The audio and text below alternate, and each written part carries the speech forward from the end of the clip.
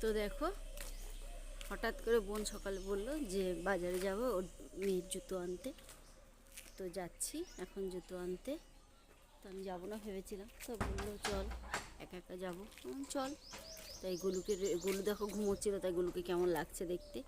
তাই বোনের মেয়ে আমরা এই দেখো সবাই মিলে যাচ্ছি। তা বাজারে কি নেব না নেব সবটাই দেখবে তোমরা, সঙ্গে থাকো।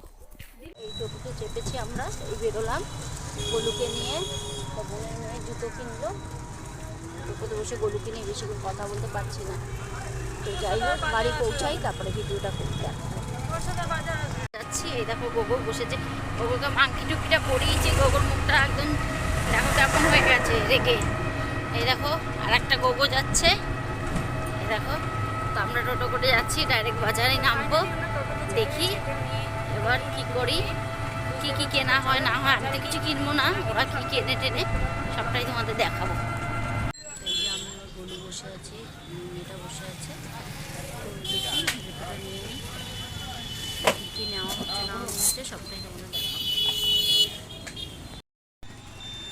তো দেখো জুতো দোকানে এসেছি, ওনার মেয়ে জুতো দেখছে, বলছে বড় হচ্ছে দুটো জুতোই, পাটা সরু তো জুতোটা একটু পায়ের একটু পাওয়া খুব মুশকিল হয়ে যায়। তো দেখছি দেখো, তো জুতো নেওয়া হয়ে গেল।